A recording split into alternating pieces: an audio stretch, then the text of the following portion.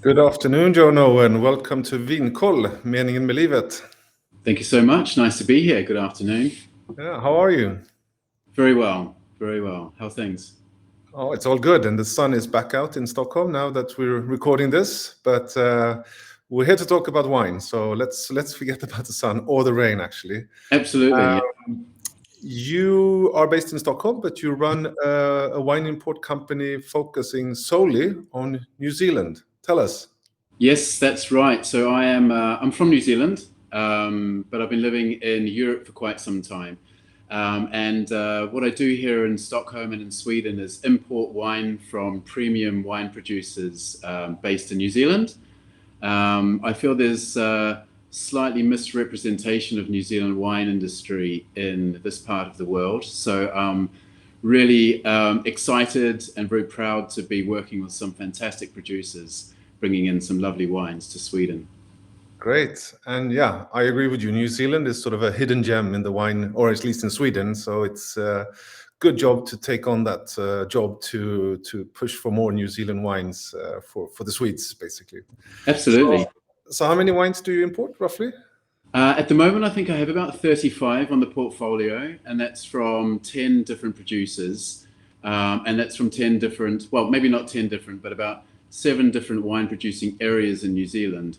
So my concept is not to bring in more New Zealand Sauvignon Blanc entry-level stuff, but to show the broader depth of wine. Of course, there are some fantastic Marlborough Sauvignon Blancs, and I do have some great ones. I should clarify that. But we do so many fantastic different types of varietals, great varietals, and different regions are very, very different in what you find in the wines. So it really is trying to just open up the New Zealand wine world to people here. Good. And at Vinkoll, we'd love to help with that because today we're going to talk about a specific producer, or actually a specific wine, which, well, I have to reveal it. It's a Syrah, and maybe not sort of the go-to grape for New Zealand, just like you said. It's known for other grapes so far, but yeah, let's focus on this wine. Who's the producer? Who's making this wine we're going to talk about? Yes, so the producer is from Paritua, and Paritua is found in Hawke's Bay on the east coast of New Zealand. I guess more specifically, it's the Bridge Power Triangle where this particular wine is from.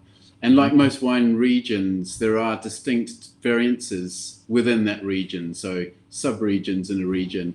And this particular wine comes from the Bridge Power Triangle, which is making incredibly good Syrah and sort of Bordeaux-style wines, which, as you say, might not be something that many Swedes registered that we did well, but we actually do some incredibly good wines in that Bordeaux style. And I think the Syrah is definitely in that category. Yeah, and the wine, or the name of the wine, Paritua is the producer or the vineyard. That's right. And Stone Paddock Syrah, and this is a 2020 vintage. Yes. That's a beautiful bottle. Maybe it's a bit difficult to see, but it's a beautiful bottle. Yeah. In focus, it's a nice. Spin it around there a little bit. Quite a classic bottle, but it is a lovely part of the world, a beautiful producer, Paritua.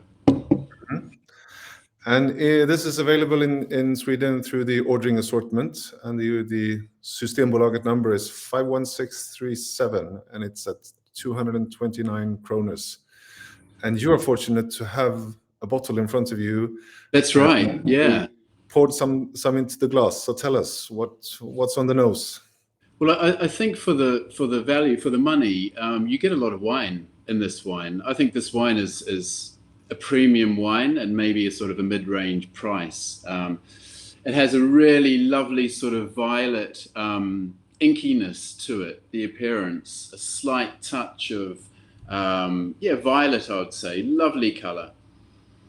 And the aroma, it's very bouquet. It's got perfume and it has spice, this lovely white and black pepper, some 5-spice in there as well.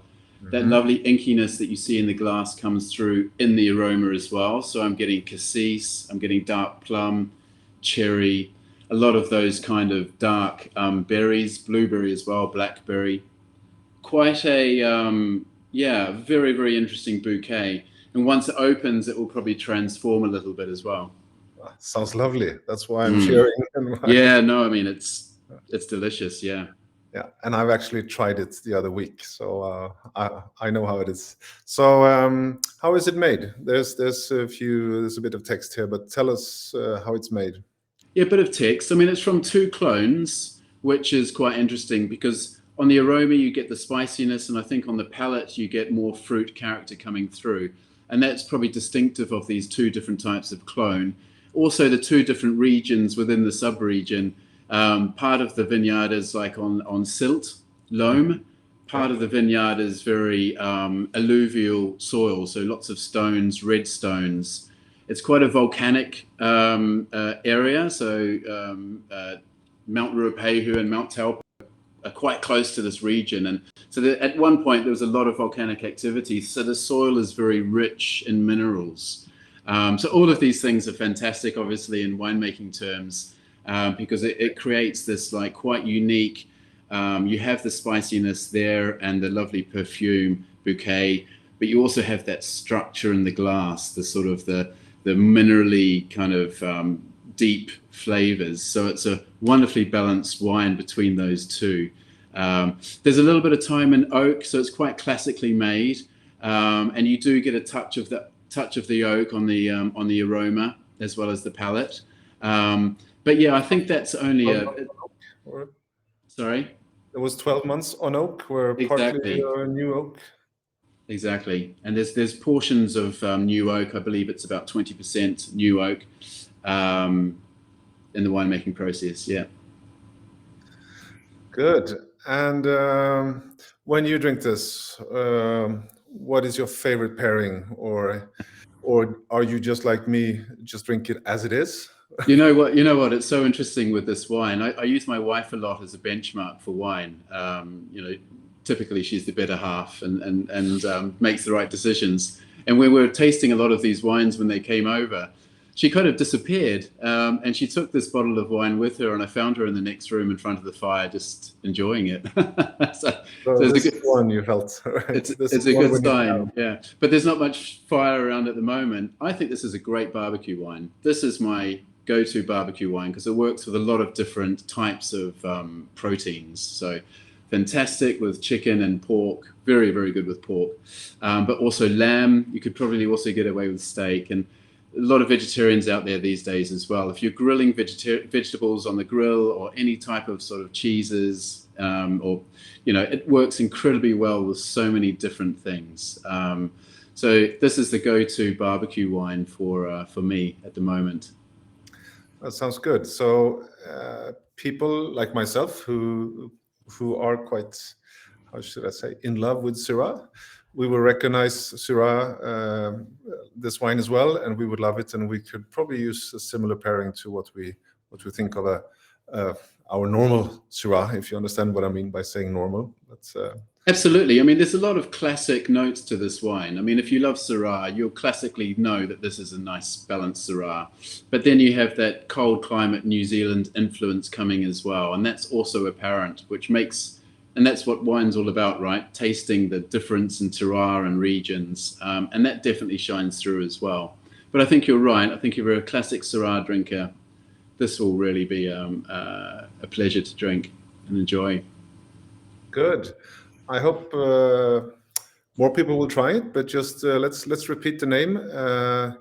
Paritua Stone Paddock Syrah, and this is 2020 vintage, which is the latest one available, right? Correct, yeah. And it's 229 Swedish kroners at the ordering assortment with number 51637.